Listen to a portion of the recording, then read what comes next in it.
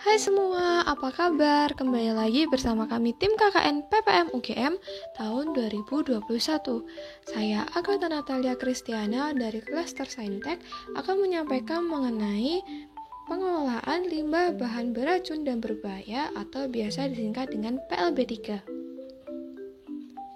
Berdasarkan Peraturan Pemerintah RI Nomor 18 Tahun 1999, limbah B3 adalah sisa suatu usaha atau kegiatan yang mengandung bahan berbahaya atau beracun yang karena sifat, konsentrasi, atau jumlahnya secara tidak langsung ataupun langsung dapat mencemarkan, merusak, atau membahayakan lingkungan, kesehatan, dan kelangsungan hidup manusia atau makhluk hidup lainnya.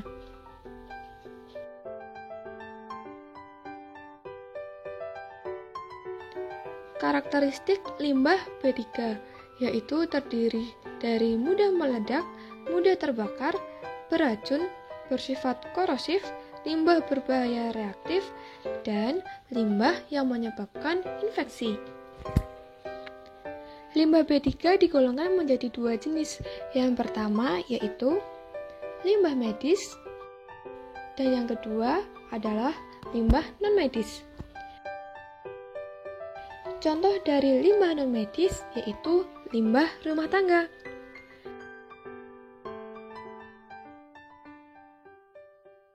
Limbah rumah tangga yang paling sering kita jumpai yaitu deterjen.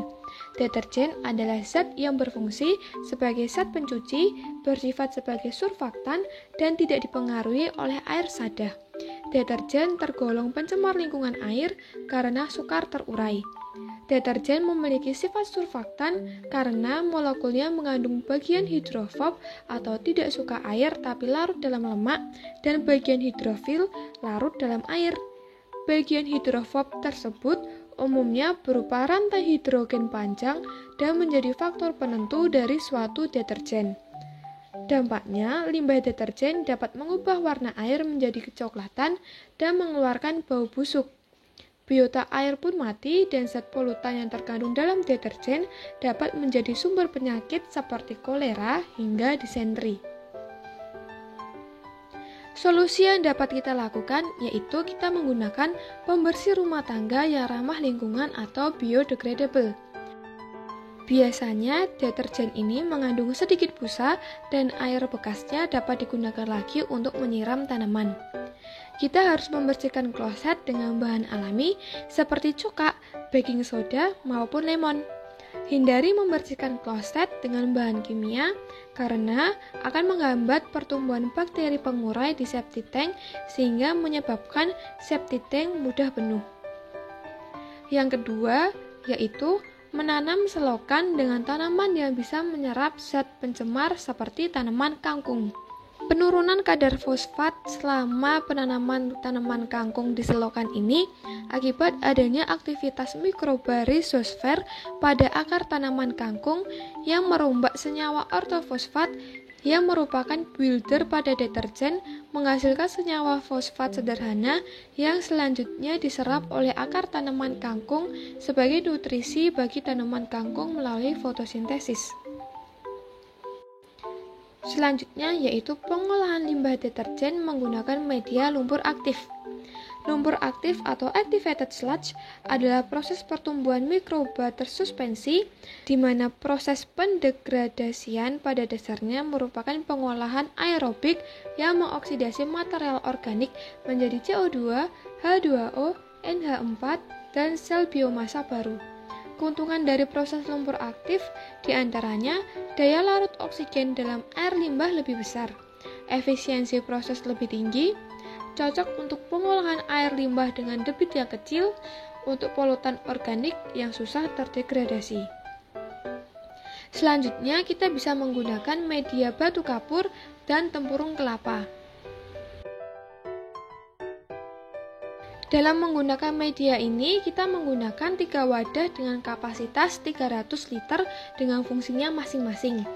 Wadah pertama berfungsi sebagai penampung air limbah sekaligus tempat berlangsungnya pengolahan secara fisik di mana partikel tersuspensi dalam limbah akan mengendap secara gravitasi, kemudian kekeruhan menurun sehingga mengurangi beban pengolahan berikutnya. Wadah kedua berisi pecahan batu kapur yang berfungsi sebagai keunggulan di mana terjadi proses secara kimia. Proses oksidasi secara kimia dijelaskan bahwa unsur golongan alkali tanah dapat bereaksi dengan HDPS atau hidrogendodesil benzensulfonat membentuk endapan kristal garam yang bila berada dalam air akan terurai menjadi DBS yang bermuatan negatif 1 dan hidrogen yang bermuatan positif 1. Reaksi yang terjadi adalah reaksi metatesis di mana kation dari senyawa CaOH2 bergabung dengan senyawa anion dari senyawa HDPS dan anion dari senyawa CaOH2 bergabung dengan kation dari senyawa HDPS. Reaksi yang terjadi adalah 2 HDPS ditambah CaOH2 menghasilkan produk CaDPS2 ditambah 2H2O7. Wadah ketiga yang berisi tempurung kelapa berfungsi sebagai media bertumbuhnya mikroba untuk menguraikan bahan organik dalam air limbah yang berlangsung secara aerob. Pada wadah ketiga dilengkapi dengan aerator yang berfungsi untuk mensuplai oksigen dalam wadah sehingga kinerja mikroba pengurai berlangsung secara maksimal. Yang ketiga, kita bisa membangun IPAL atau sistem pengolahan air limbah untuk menangani buangan limbah. Dengan sistem ini dibutuhkan 2 bak, yaitu bak pengumpul dan tangki resapan. Pada bak pengumpul diberi ruang yang berguna sebagai penangkap sampah, pasir, dan minyak. Sedangkan pada tangki resapan diberi arang dan juga batu koral untuk menyaring zat pencemar. Air hasil pengolahan ini dapat digunakan lagi untuk menyiram tanaman, kloset, cuci piring, pakaian, dan yang lainnya, tapi tidak untuk diminum.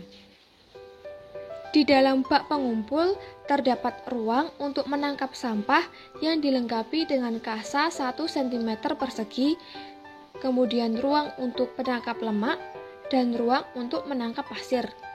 Tangki resapan dibuat lebih rendah dari bak pengumpul agar air dapat mengalir lancar. Di dalam tangki resapan ini terdapat arang dan batu koral untuk menyaring zat pencemar yang ada di dalam air limbah. Cara kerja air bekas cucian atau bekas mandi dialirkan ke ruang penangkap sampah yang telah dilengkapi dengan saringan di bagian dasarnya. Sampah akan tersaring dan air akan mengalir masuk ke ruang yang ada di bawahnya. Jika air mengandung pasir, pasir akan mengendap di dasar ruang ini, sedangkan lapisan minyak karena berat jenisnya lebih ringan akan mengambang di ruang penangkap lemak. Air yang telah bebas dari pasir, sampah, dan lemak akan mengalir ke pipa yang berada di tengah-tengah tangki resapan. Bagian bawah pipa diberi lubang sehingga air akan keluar dari bagian bawah. Sebelum air menuju ke saluran pembuangan, air akan melewati penyaringan berupa batu koral dan batok kelapa. Air limbah yang telah diolah akan digunakan lagi untuk menyiram tanaman, mengguyur kloset, dan untuk mencuci mobil. Limbah rumah tangga yang kedua yaitu pestisida. Residu pestisida kimia dapat menyebabkan gangguan kesehatan pada manusia. Untuk itu diperlukan pengendalian yang ramah lingkungan dan tidak mengganggu kesehatan karena dikonsumsi oleh keluarga. Sabun dapat digunakan untuk mengendalikan hama tanaman tanpa merusak lingkungan. Sabun merupakan insektisida kontak yang tidak meninggalkan residu. Dampak keracunan yang ditimbulkan sabun adalah iritasi pada mata dan kulit, tapi dampak ini relatif lebih aman daripada pestisida kimia. Sabun mampu merusak membran sel serangga dan mengganggu proses metabolisme. Sabun juga mampu meluruhkan lapisan lilin yang melindungi tubuh serangga dan menyebabkan kematian karena kehilangan banyak cairan tubuh. Pengendalian hama tanaman dengan sabun efektif untuk mengendalikan antropoda bertubuh lunak dan berukuran kecil seperti kutu, tungau, ulat perusak daun, telur, dan kepompong serangga. Serangga berkulit keras seperti kumbang dewasa dan belalang tidak efektif dikendalikan dengan sabun. Mobilitas dan kekerasan kulit mampu melindungi serangga dari bahaya penyemprotan sabun. Sabun yang aman untuk pengendalian hama tanaman digunakan sabun cair untuk cuci tangan dan cuci piring. Namun penggunaannya perlu dibatasi karena dapat merusak tanaman. Sabun bubuk kering dan semua deterjen pencuci pakaian tidak dianjurkan karena bersifat keras dan dapat merusak tanaman. Cara aplikasi pestisida sabun ke tanaman. Yang pertama, hindari pada tanaman yang sensitif. Beberapa tanaman sensitif terhadap semprotan sabun seperti pakis, palem, lantana, dan beberapa varietas tomat dan tanaman yang mempunyai lapisan lilin. Selain itu, hindari juga penyemprotan sabun pada tanaman muda yang baru tumbuh dan tanaman yang sedang berbunga. Yang kedua, kocok dengan baik. Kocok larutan sabun dengan baik supaya sabun bercampur dengan air. Dosis larutan sabun yaitu dosis sabun biasanya 1-2% larutan, sekitar 10-20 ml sabun dalam 1 liter air. Semakin rendah dosis larutan sabun, maka semakin aman bagi tanaman.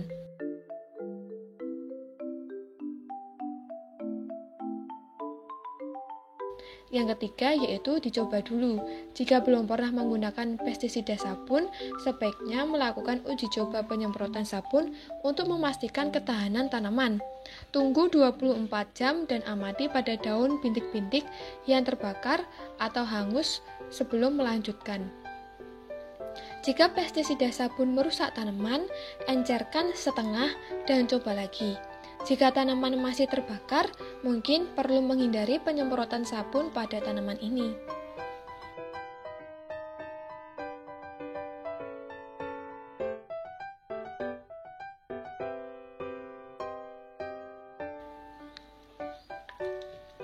Yang keempat, yaitu cekaman tanaman.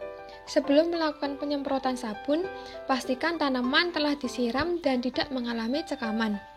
Tanaman yang sedang layu sebaiknya tidak disemprot.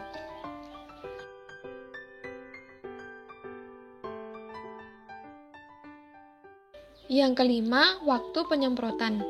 Penyemprotan sabun sebaiknya pada pagi hari atau sore hari saat suhu dingin dan karena waktu pembasahan lebih lama dan menjadi lebih efektif. Hindari penyemprotan sabun saat suhu dan kelembapan tinggi karena akan merusak tanaman.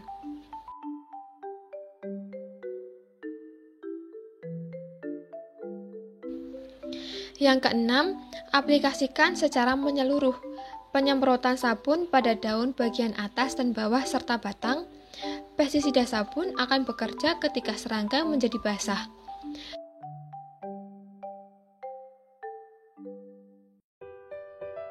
Yang ketujuh, ulangi penyemprotan. Pengendalian serangga membutuhkan ulangan penyemprotan kedua atau mungkin ketiga setiap minggu. Pada tingkat serangga yang tinggi, penyemprotan dapat dilakukan selama beberapa hari dan kemudian diulangi setiap minggu. Hal yang perlu diingat bahwa penyemprotan akan tidak bekerja ketika sudah mengering dan dicuci oleh air hujan. Yang kedelapan, yaitu pembilasan dengan air. Bilas dengan semprotan air bersih jika tanaman menunjukkan tanda-tanda layu dan tepi daun menjadi coklat setelah beberapa jam penyemprotan pestisida sabun. Langkah selanjutnya, kita juga dapat menggunakan pestisida alami yang diolah dari campuran kulit jengkol, limbah cabai atau cabai busuk, dan urin sapi yang mampu mengusir dan membunuh serangga, ulat, semut, dan lainnya, serta dapat menyuburkan tanaman karena mengandung unsur hara fosfor dari kulit jengkol dan mengandung unsur hara nitrogen dari urin ternak yang digunakan. Kandungan alkaloid dan fenolik pestisida alami ini dapat melindungi tanaman dari serangga hama seperti semut, ulat, serangga kecil, dan menyuburkan tanah karena mengandung fosfor dari kulit jengkol, serta mengandung unsur hara nitrogen yang tinggi dari urin ternak yang digunakan dalam pembuatan pestisida.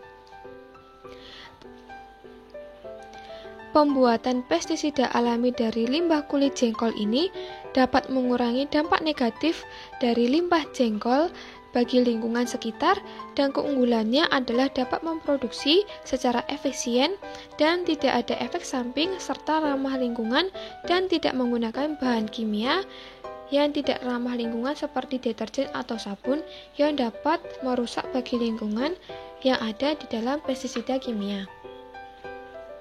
Langkah selanjutnya yaitu kita bisa menggunakan limbah puntung rokok. Puntung rokok adalah salah satu limbah dari produk rokok yang cenderung dipandang sebelah mata karena ukuran yang kecil sehingga seringkali dibuang di sembarang tempat dan menjadi lingkungan tidak bersih. Apabila dilihat dari segi nilai manfaat, sampah puntung rokok ini memiliki potensi yang biasa diimplementasikan kepada masyarakat, terutama petani. Hal ini berkaitan dengan perawatan tanaman yang harus diberikan pestisida atau pembasmi hama secara rutin. Petani sering menggunakan pestisida kimia, namun penggunaannya secara terus-menerus dapat menimbulkan bahaya tersendiri. Selain itu, tidak ramah lingkungan dan juga harganya mahal. Pestisida kimia dapat membunuh musuh alami hama tanaman serta dapat menyebabkan penumpukan residu kimia dalam hasil panen sehingga akan berbahaya bagi kesehatan. Maka dari itu, kita dapat menggunakan limbah puntung rokok sebagai sasaran yang mudah dalam mengendalikan hama pada tanaman. Walaupun pestisida ini bersifat nabati, kita harus tetap membersihkan hasil panen sayur dan juga buah, sama halnya dengan pestisida alami lainnya, agar hasil panen tersebut dapat dikonsumsi dalam keadaan bersih. Keadaan penggunaan pestisida alami dari sampah puntung rokok ini dapat mencegah kehadiran hama karena baunya yang menyengat, merusak syaraf hama, mengacaukan sistem hormon hama, mengendalikan pertumbuhan jamur dan bakteri, serta dapat menyebabkan gangguan metamorfosa dan gangguan bagi serangga. Limbah puntung rokok memiliki kandungan nikotin, fenol, dan eugenol yang masing-masing memiliki peran dalam mengendalikan hama pada tanaman.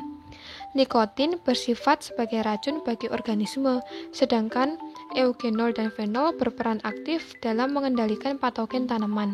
Kemudian ditambahkan ekstrak kulit jeruk yang memiliki bahan aktif insektisida, minyak atsiri, limonoid, dan saponin yang merupakan racun bagi saluran pencernaan hama.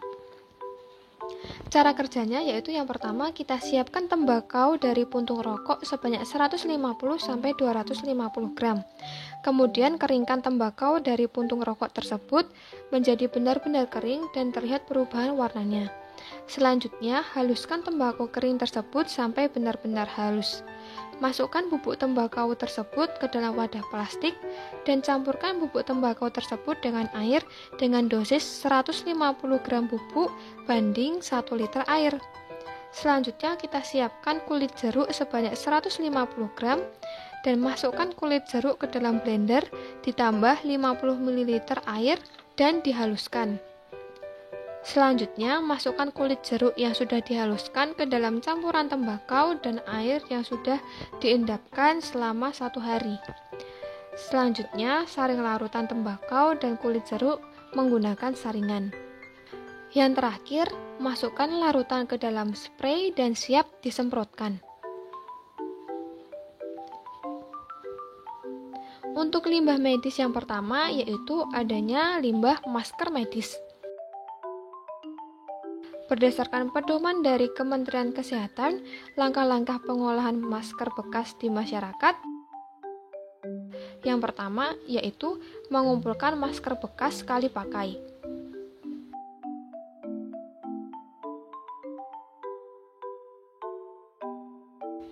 Yang kedua yaitu melakukan desinfeksi terhadap masker bekas tersebut.